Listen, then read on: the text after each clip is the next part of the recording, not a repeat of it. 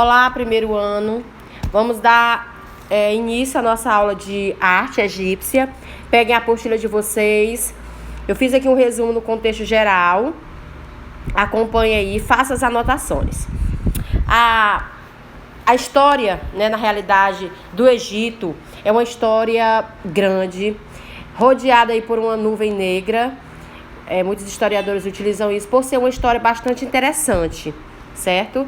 E não deixa de ser também dentro da arte, acho que principalmente ainda dentro da arte egípcia. Então, bora lá.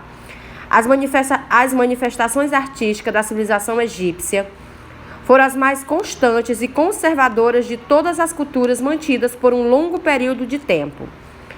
A arte no Egito, vinculada à religiosidade, pode ser definida como utilitária, ou seja, materialista, hierático, sagrada, áulico, da corte aos reis, aos faraós, e funerária, que é a morte. Como nós sabemos, os egípcios eles davam mais valor à vida após a morte do que à vida na terra.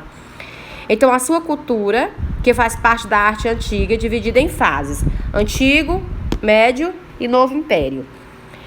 Sofre um declínio devido a diversas invasões de povos, até ser dominada pelos romanos em 30 a.C. E a pintura? Vamos falar um pouco da pintura egípcia. Na apostila de vocês tem falando aí um pouco. Quais são as características dela? Pintura, ela possui um estilo único e inconfundível. Em relação às cores, predominam os tons avermelhados e marrom, óxido de ferro, o preto, carbono e o branco. Gesso, além do verde e do azul, que são os pigmentos de pedra semipreciosas. A pintura egípcia foi produzida em maior número sobre o papiro, que é o tipo de papel, e nas paredes parietal. O papiro é uma planta que se é retirada e feito esse papel aí. O tema, nós falamos sobre as características e o tema das pinturas egípcias. Quais são os temas que eles se baseavam para fazer suas pinturas? Então, na primeira, eram retratadas diversas temáticas construídas em forma de narrativas ou histórias, que apresentando cenas do cotidiano, trabalho de artesãos e escravos, imagens de divindades, os faraós e sua família, conquistas e feitos heróicos, cenas de caça e de animais. Observem aí na imagem. E é utilizado, como a gente pode ver, utilizado cores bastante vibrantes. Uma das características também da pintura egípcia, eles obedecem uma chamada lei da frontalidade. Vocês podem observar que a maioria das pinturas, na realidade todas, eles são pintados frontalmente, como a gente pode observar aqui, certo? Como se eles estivessem sempre de lado aí. Vamos ver mais aqui. A lei da frontalidade, de animais a pessoas. As características: representação bidimensional, uniformidade da cor, sem claro, escuro, perspectiva hierárquica, falta de profundidade, e acabei de falar aí a lei da frontalidade. A representação da figura humana, ela é retratada frontalmente, enquanto a cabeça, pernas e pés eram vistos de perfil. A pintura em relevo, técnica produzida através de pequenas escavações ou saliências, certo? Que não passavam de 1 centímetro, que por sua vez eram coloridos com pigmentos. De acordo com o grau de projeção, são classificados como alto relevo, médios relevo e baixo relevo. Observem aí. Era muito bem feita, A gente fala muito bem feita, principalmente porque os egípcios, na realidade, para muitos historiadores, eles ainda são um enigma. São, na realidade, um enigma, porque eram povos que viveram muitos anos, não tinha a técnica da qual se utiliza hoje, para fazer arquitetura, pintura. E a arquitetura? As construções egípcias são caracterizadas pelo aspecto de solidez e durabilidade, simbolizando a eternidade. Apresenta-se através de duas espécies. Templos construídos à direita do Nilo, que era nascente, dedicado aos deuses e aos túmulos. Tumbas dos faraós a oeste do rio, que é o poente. Os tipos de tumba: pirâmide, forma pirâmide com cume, mastaba, forma pirâmide corta ao meio, e hipogeu, que é as sepulturas e subterrâneas. Eu já vi várias. Eu até mandei uma vez no grupo de vocês. Não sei se vocês conseguiram ver. Virtualmente, se visitando dentro. Como é que é dentro. Observem aí os tipos de arquitetura. Coluna usada na sustentação de templos, obelisco. A gente imagina quanto tempo se passava para construir, fazer esses tipos aqui de arquitetura. Templos ou santuários construídos pelos faraós dedicados aos deuses. As tumbas, mastaba, hipogeu, pirâmide. Vocês podem observar as características de cada uma. E a escultura? Representação de reis, que são os faraós e dos deuses. Composição calma e serena, quase sempre de frente, sem demonstrar emoção. Ilusão de imortalidade. As estátuas, que são os retratos, eram produzidos através de basalto, granito, calcário e madeira. Além disso, há exemplos de bustos e baixo-relevos portáteis, como a gente observa aqui, ó. Mas até que é uma posição calma e serena, né? Até que a carinha deles aí tá bem bacana. Essa daí é uma das mais conhecidas. A gente sabe que, pela história dos povos egípcios, né, eles eram povos que cuidavam bastante da aparência, se preocupavam muito com a aparência. A esfinge observa um monumento composto com corpo de leão e cabeça humana.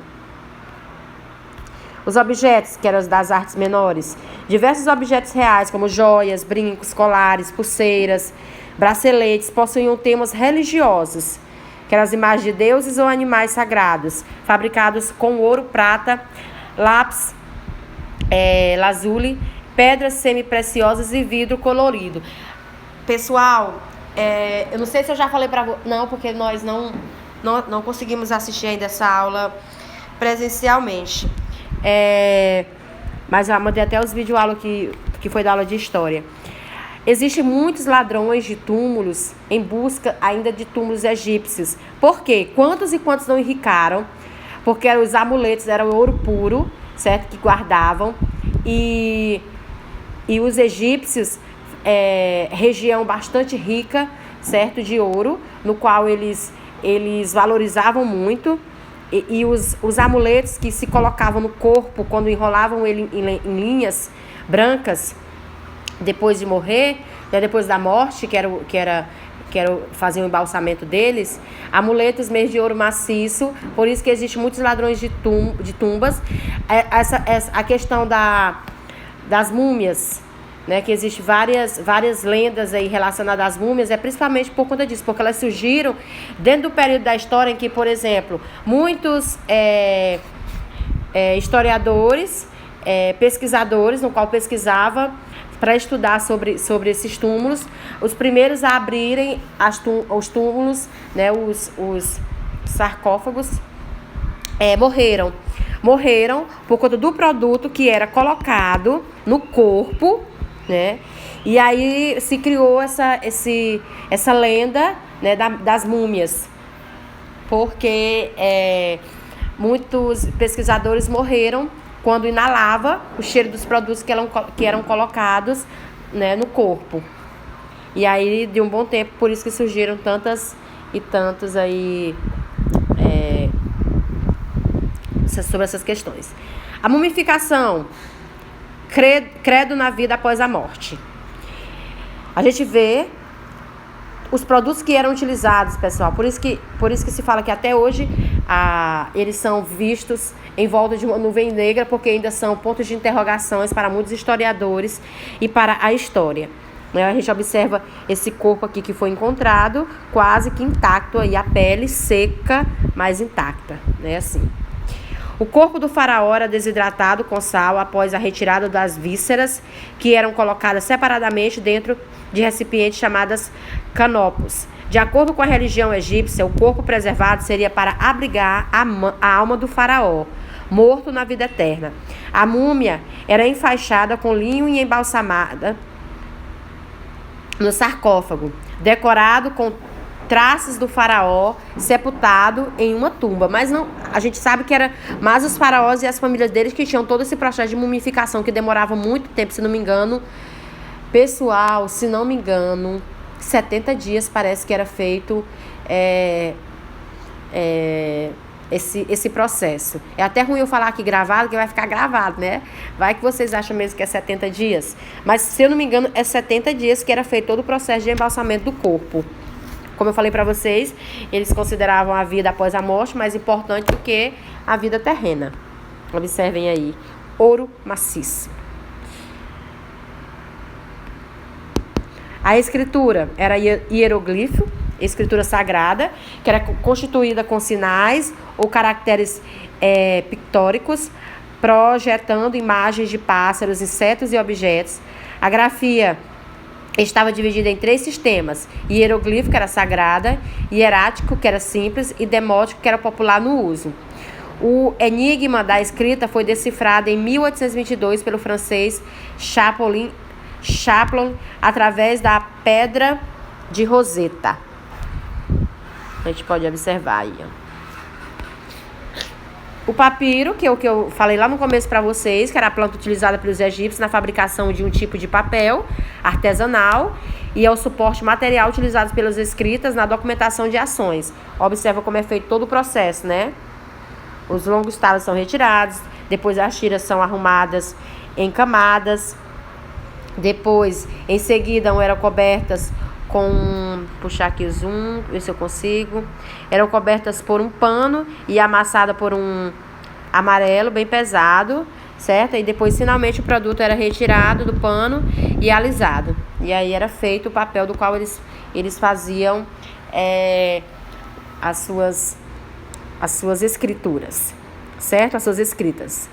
Então, esse aqui é um resumo da nossa aula de artes, falando sobre a arte egípcia. Eu quero só trazer um assunto importante para vocês sobre esse aqui. Quero mostrar para vocês essa imagem aqui, Ramsés, que é o corpo, que é aquele corpo lá que eu mostrei para vocês agora há pouco, certo? A gente observa aí a pele quase que intacta.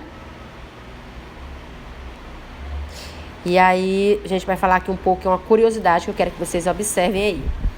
Ramsés. Egito, terra de tesouros ocultos. Depois vocês façam as anotações aí, viu?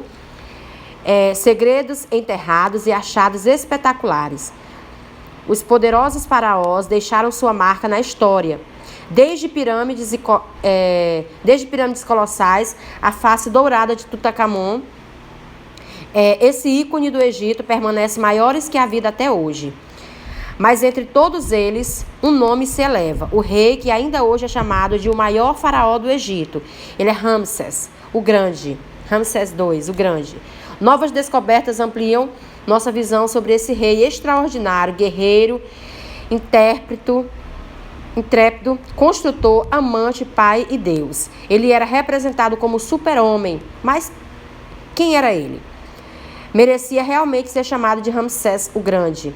Ele governou o Egito por 66 anos e construiu por todos os lados tumbas, templos e estátuas.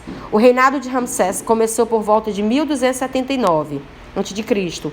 Ele morreu em paz com mais de 90 anos e gerou mais de 100 filhos. Rapaz, ele é o cara, viu? Eu botei foi fé. Gerar mais de 100 filhas. Foi enterrado, namorou muito. Foi enterrado com esplendor no Vale dos Reis. Em todo o Egito, estátuas e esculturas celebram seu reinado e sua posição divina. Mas, na verdade, o gigantesco rei Deus foi um homem relativamente pequeno e de nariz